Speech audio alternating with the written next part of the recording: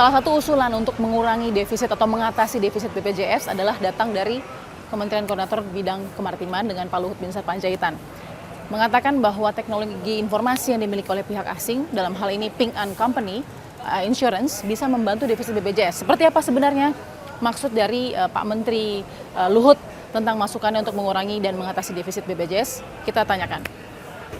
Pak Luhut, Pak Menteri, boleh kita tanya Pak, ini sudah mulai masuk bulan September, kerjasama dengan Ping An apakah akan jadi atau tidak?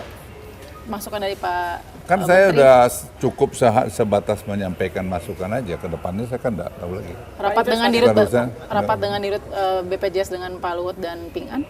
Enggak ada, udah mereka waktu itu saya hanya mempertemukan, sudah itu mereka sendiri bicara, saya tidak terlibat lagi.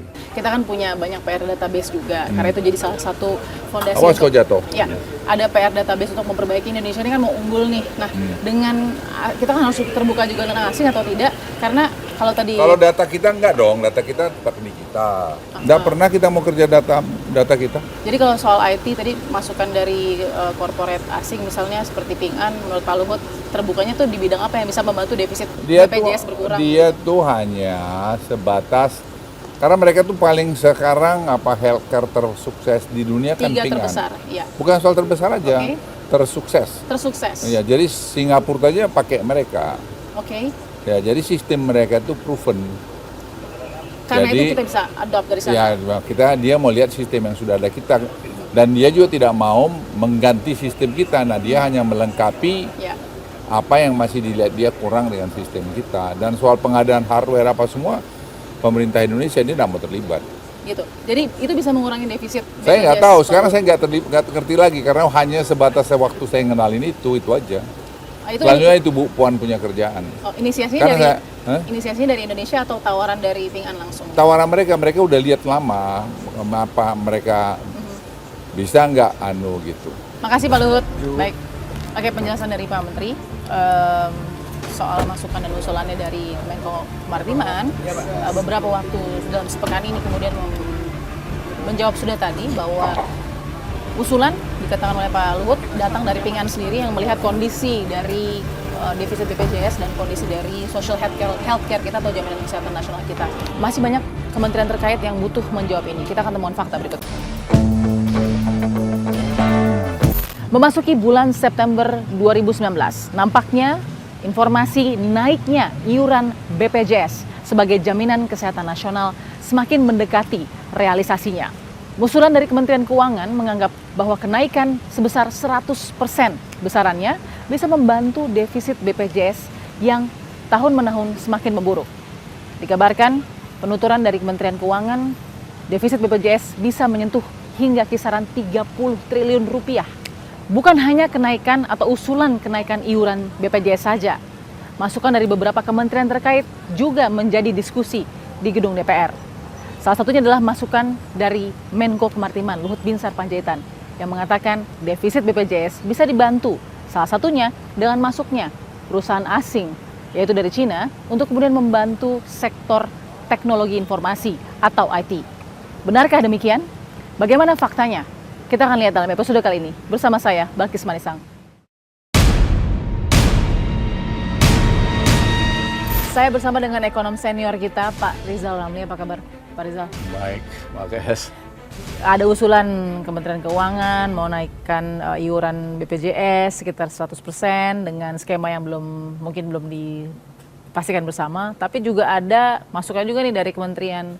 Misalnya Pak Luhut ya, Kemenko Maritim kita, Pak Luhut Binsar Panjaitan yang udah deh gimana kalau kita gandeng saja asuransi perusahaan asing dari Cina kemudian untuk bantu defisit BPJS yang sekitar 30 triliun kali ya mendekati 2020 nanti. BPJS itu kita perjuangkan mulai tahun 2011 kira-kira, akhir tahun 2011. Bersama dengan Serikat Pekerja, Saudara Iqbal dari Ketua-Ketua SPSI dan Profesor Tabrani dari UI. Nah kami pada waktu itu berjuang bersama Serikat Pekerja, kebanyakan pejabat Indonesia nggak mau ada BPJS. Menolak? Gitu. Menolak. Alasannya waktu itu? Alasannya macam-macam, kita nggak punya uang, bla bla bla. Ya, sehingga kita pada waktu itu teman-teman Serikat Pekerja demonstrasi ratusan ribu di depan istana waktu SBY presiden, di DPR buat ngegolin ini. Baru gol lah tahun 2014, oke. Ya, tahun 2013 13 ya. Nah, tetapi pembiayaan awalnya atau modalnya itu dibikin pas-pasan, sehingga tidak aneh, pasti nanti suatu waktu akan mengalami kesulitan finansial. Nah, yang kedua, biasanya kan ada dua komponen iuran dari rakyat pekerja sama iuran perusahaan. Yeah. Pada lobby lah pada waktu itu para pengusaha supaya iuran perusahaannya itu kecil. Sudah iuran peserta sendiri kecil, ditambah dengan iuran pengusaha kecil, tidak aneh bakal kesulitan keuangan. Di tengah kesulitan ini, dan kesulitannya udah tahu udah sejak 1 tahun terakhir, dokter banyak yang belum dibayar gajinya. Betul. Berapa bulan, rumah sakit kagak dibayar, obat-obatan farmasi nggak dibayar. Masalah ini setahun lebih nggak diurus-urus, makin lama kan masalahnya makin besar. Tiba-tiba ada yang sok jagoan, ya panggil aja Tiongkok, Ping-an buat beresin. Hei, emang bangsa Indonesia nggak bisa beresin masalah dia sendiri? Ini masalah nggak ribet-ribet amat kok. Kalau kita mau benahin, satu, memang pola iuran harus diperbaiki.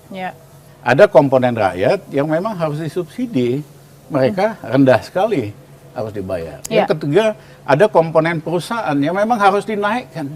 Kita benahin BPJS supaya kekuatan finansialnya lebih kuat, baik dari segi penerimaan iuran seperti tadi, tapi tetap ada prinsip cross subsidi antara yang mampu dan kagak mampu. Dan yang ketiga, kualitasnya dong, kualitas IT-nya kita perbaiki. Ya kan, sehingga ibu-ibu datang, oh nggak usah bawa surat ini cukup 1 kartu dong.